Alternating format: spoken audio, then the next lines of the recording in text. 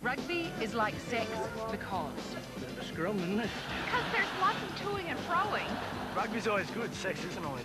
If you take them home straight after the game, you'd probably be all right, but it's 3 or 4 hours later. Theatre. Ah.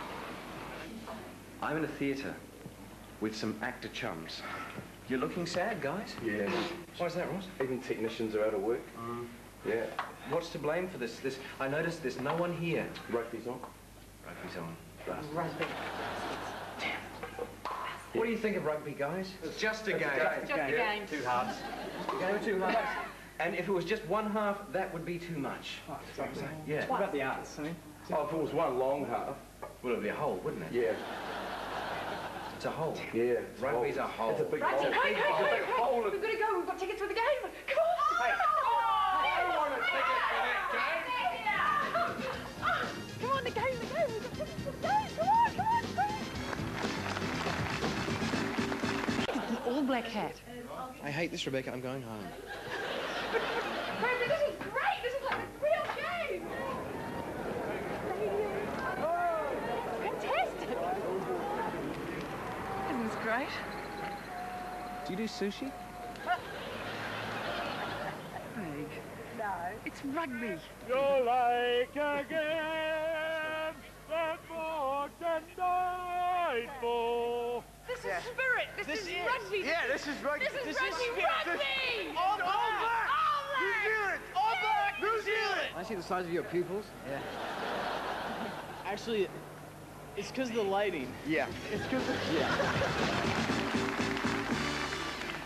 All right, now to continue the argument for the affirmative team, please welcome the former youngest man in the world, Craig Parker.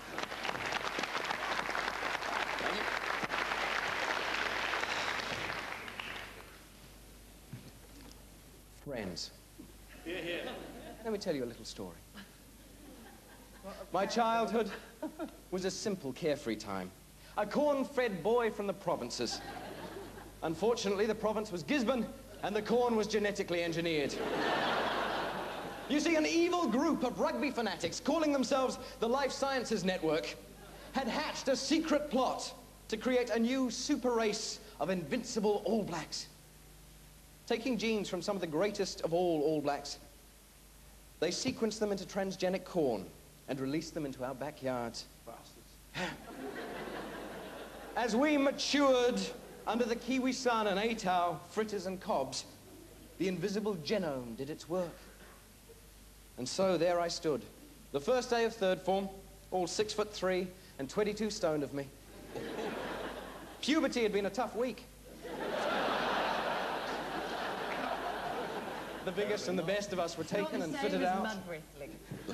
The youngest first 15 the world had ever known. Our childhood stolen to serve the great god of rugby. Bastards! But how we soared up through the school competitions, rising ever higher in the ranks, unstoppable. And at the end of every victorious game, there was our jubilant coach, Mr. Hopawati, to give us a big thumbs up.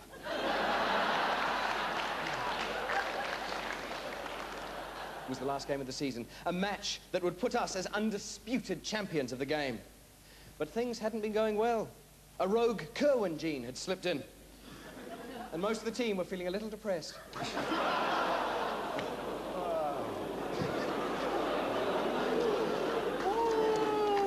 Their game was off, and we were down with seconds to go.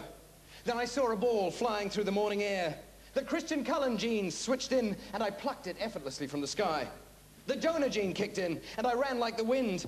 But instead of making the try and taking us to victory, something went terribly wrong. In a freak mishap, they had accidentally sequenced genes from Norm Hewitt. Exactly what happens next remains a blur. Blocked from my memory like that time at Christian camp. Bastards! But when they finally found me, I was clutching the ball, a bottle of whiskey, and hammering on a neighboring motel's ranch slider. I sobered up, cried on telly, dictated a book, and made my way back to the field. As skittish as a colt outside a Joburg bar, I faced my teammates. The atmosphere was meaner than an Inglewood stag party. Stopping now. I made a break for it. I tried to run, but again, unfortunate sequencing took over and activated the Grant Fox gene. They caught me in seconds. Crushed beneath a liniment-smeared mountain of manipulated man-sized boy. And in more pain... And in more pain than a High Court judge could dream of, I was well and truly rucked. And just then, as a bootful of sprigs mauled down towards my face, I saw the light. I was too pretty for this. After all, it was only a game, and no game is worth getting ugly for. Engorged with this newfound knowledge, I burst up through the pack and one by one tossed off my teammates.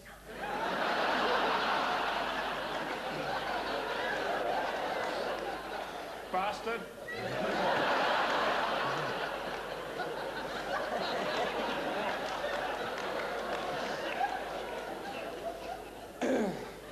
Wiping myself down.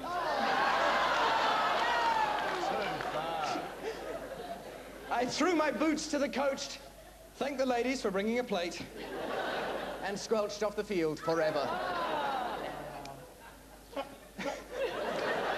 Bastards! A rigorous diet of quiche, trim soy lattes, and Broadway show tunes. And my genetically modified form slowly faded away to this puck-like perfection you see here tonight. Let the game be played, yes, but let us not be played for the game. Thanks, man. Kia ora. Kia ora. As that great literary player, the original tight-head foreskin once lamented, what are you? What are you? What are you? And I think there's something in that for all of us. Thank you.